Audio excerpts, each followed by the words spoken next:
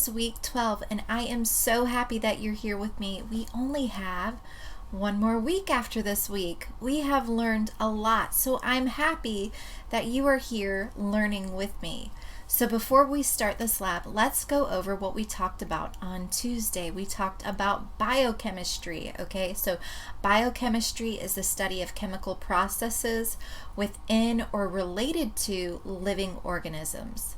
And then we also talked about decomposition, so how things decompose and what they break down into and how it affects life in general. We are going to do labs on this, based on this. So our first one is going to be more about biochemistry. We are going to do something that is related to enzymes, and enzymes are what our body uses every day, and it helps chemical processes to take place. There are so many different enzymes in our body. So we have enzymes in our mouth called amylase that helps to break down starches. Now there are a lot more enzymes all throughout our body. With this experiment, our question is, okay, we're going to have a pineapple and we are going to have gelatin, like jello, okay? So do you think if we mix pineapple juice with gelatin that there will be any effect? So you could say, yes, I think it will taste like pineapple. That's a good guess. Or no, I don't think anything will happen at all. So take this time right now, push pause. You should have your scientific method experimental observation sheet. If you don't have it, push pause, go get it so you can write down your hypothesis and come back. Before we start this experiment, I'm going to go ahead and put up the supplies and you can go get it, push pause, come back, and we'll do this together.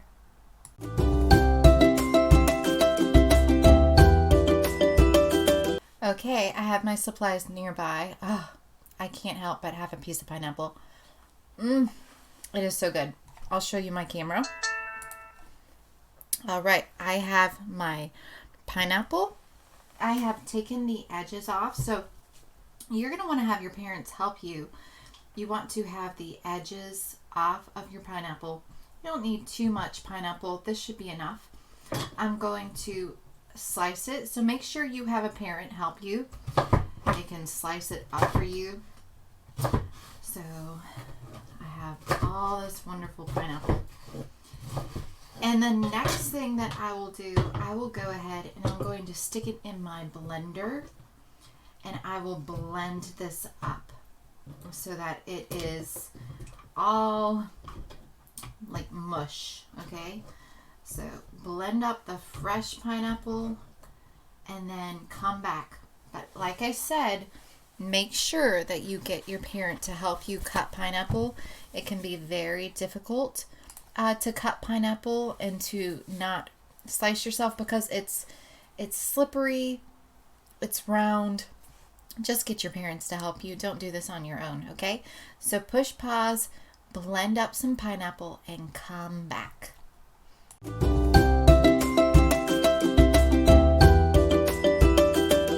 All right, I have my blended up pineapple. I'll show you.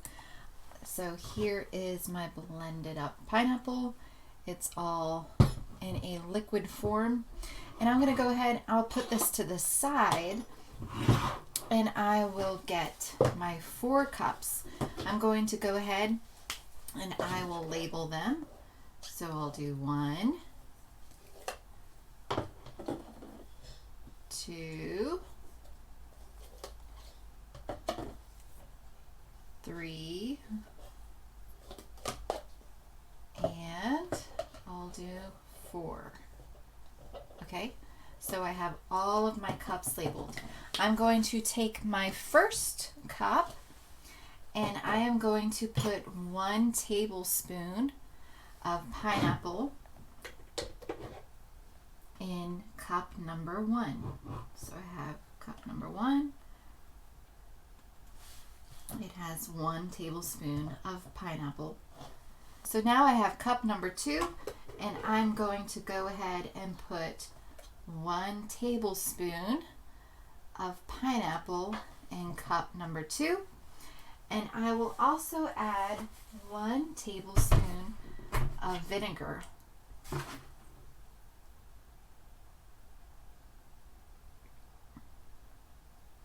There we go. All right. Now, the next thing that I'm going to do, besides mix this real quick, I'm going to take the rest of this pineapple mixture and I'm going to pour it into my saucepan.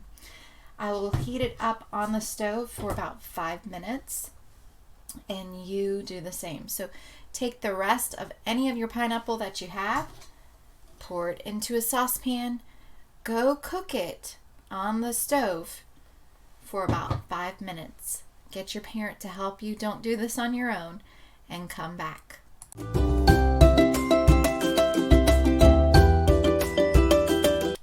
All right, I cooked my pineapple for 5 minutes on the stove. So what I'm going to do, I am going to take a tablespoon of this cooked pineapple and put it in cup number 3. Here's cup number 3. I'm going to take a new tablespoon because I don't want to be mixing anything. I don't want any fresh pineapple in here, just the cooked pineapple. So I have the cooked pineapple in cup number 3, and then there will be nothing that is placed in cup number 4. I have fresh pineapple pureed, and it's in cup number 1. Cup number 2 has pineapple and vinegar, a tablespoon of each.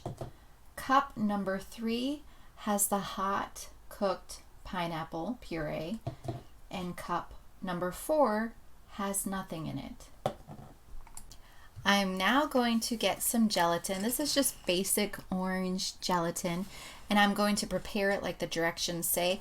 On mine, it says to take 1 cup of boiling hot water and add it with the package that's in here, okay, in a bowl, and then add 1 cup of cold water to that bowl of hot water in the mix. Okay, so get your parents to help you.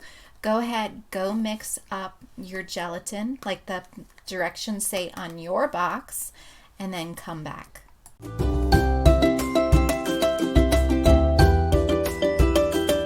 Okay, I have prepared the gelatin just like the package had said. And so now I'm going to take a 1/2 cup of the gelatin and pour it into each cup. So I will first go with cup number 1. Oh, excuse me, hitting the camera. Trying not to make a mess. Okay, I have another 1/2 cup going into cup number 2. Another 1/2 cup going into cup number 3, and then my last 1/2 cup, I'll just try this, hopefully not make a mess, I will pour into cup number 4. All right, so now what we are going to do with all of these cups, we are going to take a clean spoon and mix each one. You want 1 spoon for each cup because you do not want to be mixing any of the liquids together. Okay, so you want each cup to be mixed with a spoon. Put it in the fridge, and then in 2 hours go back and see what has happened. Then come back here.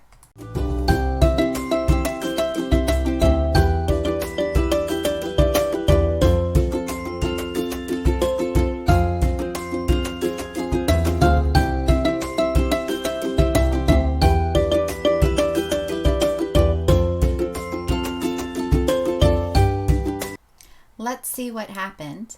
I have my different cups, all 4 different cups, and here is cup number 1. It is a liquid. Here is cup number 2. It is also a liquid. Cup number 3 is gelatin, and cup number 4 is gelatin. Now, my results were not what they were supposed to be exactly. Okay, so I was expecting that cup number 1 would be a liquid, but I also expected that cup number 2 would be gelatin. Let's first talk about what was supposed to happen and why. We have enzymes in our body that help aid in so many chemical functions, and they aid in digestion. But there are also enzymes in many foods that we eat, and they help aid in digestion as well. So one of those foods is pineapple. It has something called protease, and protease, it breaks down proteins.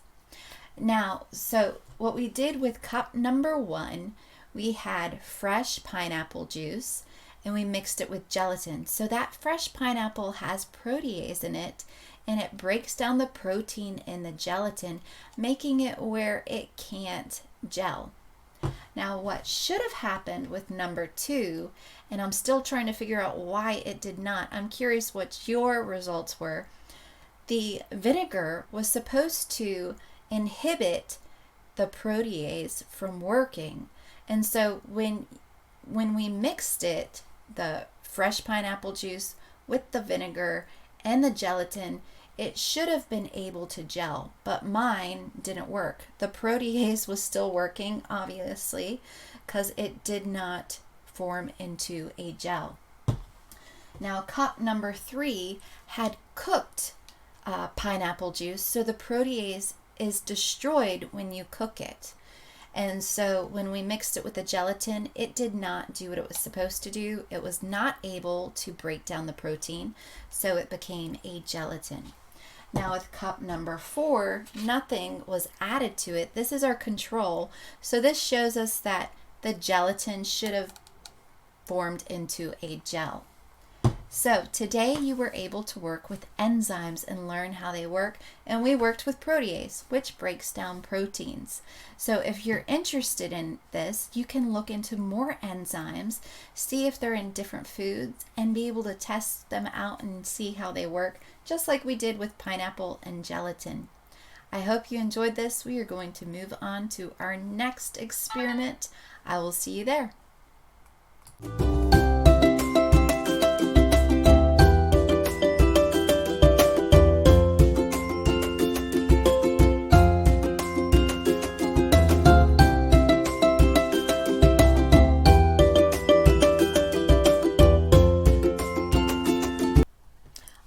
We are starting the next experiment, and with this one we are going to talk about decomposition, okay, the rate at which things decompose.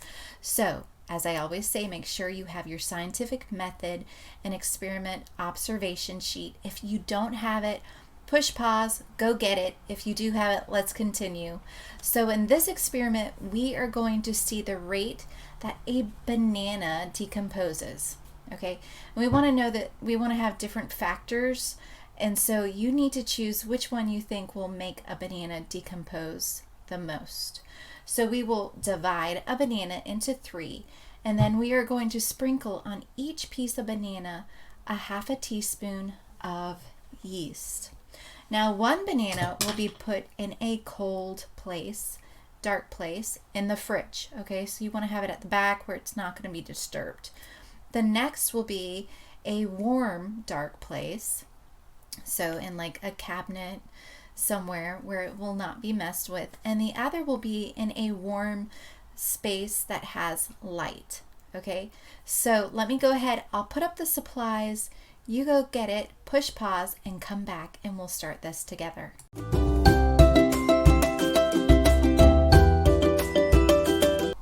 All right, so what do you think? Did you write down your hypothesis?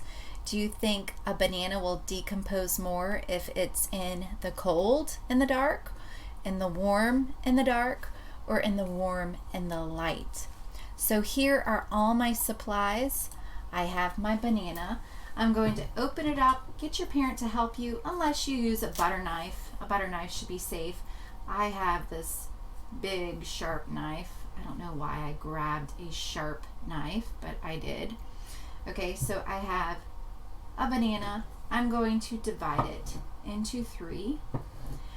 And I have 3 bags. I've labeled them. I put warm and light on one, warm, dark, and cold, dark on another. So you can push pause and write on your bags, and then come back.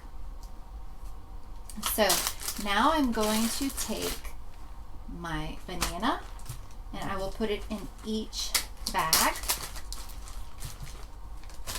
Okay, and the last bag. And the next thing that I will do, I will take a half of a teaspoon, I'll get that out of the way, of yeast, and I will pour it on each banana. So the only thing that's going to be different is the location that these bananas are in. Okay, so that banana has yeast all over it. Do you see that? That's my cold, dark one that will go in the fridge. This is my warm, light one. I might just stick this in a windowsill. So that is covered with yeast. And then I have my warm, dark banana. This will be in a cupboard where it's hot and it will stay dark. Okay, so those are all my bags with the bananas. I'm going to go take these and I will put them in their location. Each day I'm going to take a look at them. I want you to do the same and write down what you observe on your observation sheet so we can see over time which one decomposes more and we can check if your hypothesis is right.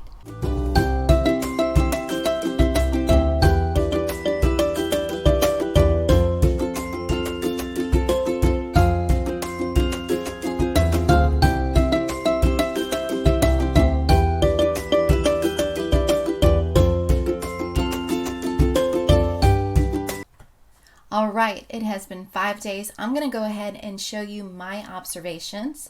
So this is a picture of day 1. Here is the cold and dark, the banana that was left in the cold and the dark. Here is the banana left in the warm and the dark, and also the warm and the light. So not much is happening with day 1. On day 2, here we have the cold and the dark, and here is the warm and the dark, and you can see it's gotten a lot more brown compared to the cold and in the dark. And then over here, the warm and in the light, it's actually like bubbly. It's starting to get a little bit liquid. Okay, day 3, here is a picture of the banana that was in the cold and the dark. Still not much change. Here is the warm and the light, and it is, if you can see, there's a lot of liquid. And then we have the warm and the dark. There is liquid as well. Now day 4, over here we have cold and the dark. It's still pretty much the same, not much change. Here is warm and the dark, and it's liquidy and brown. And then warm and light, it's even more liquidy, okay? And it's decomposing. Here is day 5, cold and the dark. It's still the same a lot. It's getting a little bit darker. Here is warm in the dark. It's mushy, but it's not as liquidy as the warm and in the light. So from all of these observations, what I can see is that the banana that was left in the warm and in the light is decomposing the most. It is very liquidy and compared to each of the other bananas. And so what we know is that with refrigeration, okay, we put our foods in the refrigerator and it helps to preserve them. And it makes it where things don't decompose as quickly. Now, in the warm and the dark, there's decomposition. It's decomposing, but it's a little bit less than in the warm and the light. Because also when you have warm and light, it's going to be getting more warm than banana that's left in a cupboard. And the warmth is going to increase the decomposition rate. So I hope you had fun with this experiment on decomposition. I sure did. I was happy to see how refrigeration helps preserve our foods, and how keeping things in the warmth and in light can speed up decomposition. So I will see you next week. Until then, happy learning. Bye, guys.